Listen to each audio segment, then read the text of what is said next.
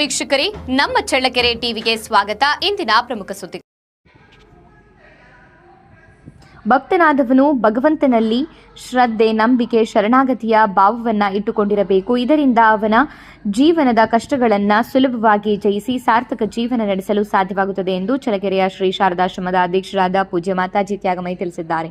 ನಗರದ ವಾಸವಿ ಕಾಲೋನಿಯ ಶ್ರೀ ಶಾರದಾಶ್ರಮದ ದೇವಸ್ಥಾನದಲ್ಲಿ ಆಯೋಜಿಸಿದ್ದ ವಾರದ ವಿಶೇಷ ಸತ್ಸಂಗ ಕಾರ್ಯಕ್ರಮದ ದಿವ್ಯ ಸಾನ್ನಿಧ್ಯ ವಹಿಸಿ ಅವರು ಸ್ವಾಮಿ ಜಪಾನಂದರು ಮತ್ತು ಸ್ವಾಮಿ ಆತ್ಮಾನಂದರ ಸ್ಮೃತಿಗಳ ಬಗ್ಗೆ ವಿಶೇಷ ಪ್ರವಚನ ನೀಡಿದ್ದಾರೆ. ಸತ್ಸಂಗದ ಆರಂಭದಲ್ಲಿ ಯತೀಶ್ ಎಂ ಸಿದ್ದಾಪುರ ನೇತೃತ್ವದಲ್ಲಿ ಶ್ರೀ ಶಾರದಾಶ್ರಮದ ಸದ್ಭಕ್ತರಿಂದ ಸಾಮೂಹಿಕ ಭಜನೆ, ದಿವ್ಯಾತ್ರೆಯರಿಗೆ ಮಂಗಳಾರತಿ ಮತ್ತು ಪ್ರಸಾದ ವಿನಿಯೋಗ ನಡೆಯಿತು. ಸತ್ಸಂಗ ಸಭೆಯಲ್ಲಿ ಪಿಎಸ್ ಮಾಣಿಕ್ಯ, ಸತ್ಯನಾರಾಯಣ, ವನಜಾಕ್ಷಿ, ಮೋಹನ್, ಪಂಕಜ, ಅಶ್ವಿನಿ, ಋತಿಕ್, ಜಿ ಯಶೋಧ, ಪ್ರಕಾಶ್, ಅಂಬುಜಾ, ಭಾರತಿ, ಕವಿತಾ, ವೀಣಾ, ಮಾನ್ಯ, ಡಾಕ್ಟರ್ ಭೂಮಿಕಾ, ರತ್ನಮ್ಮ, ಕಾವೇರಿ, ವೈಷ್ಣವಿ, ಸುದೀಪ್ ಸೇರಿದಂತೆ ಸದ್ಭಕ್ತರು ಭಾಗವಹಿಸಿದರು.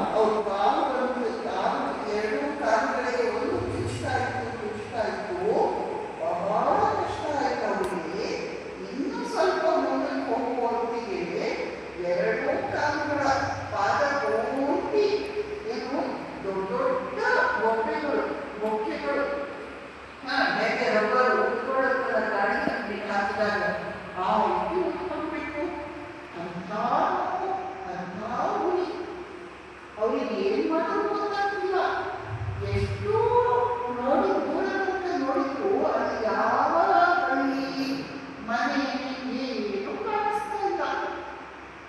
ಈಗ ಒಂದು ಊರು ಸಿಗುವಂತ ನಡೆದುಕೊಂಡು ಹೋಗ್ಬೇಕಲ್ಲ, ಏನ್ ಮಾಡೋದು?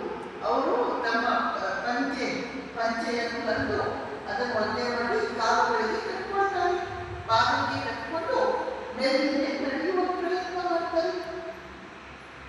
ಕತ್ಲೆ ಆಗುವುದು, ಜೊತೆಯಲ್ಲಿ ಅವರಿಗೆ ಆಹಾರ ಇಲ್ಲ, ಬಹಳ ಕಷ್ಟ ಬಿಟ್ಟಿದ್ದಾರೆ. ಈ ಕತ್ಲೆಯಲ್ಲಿ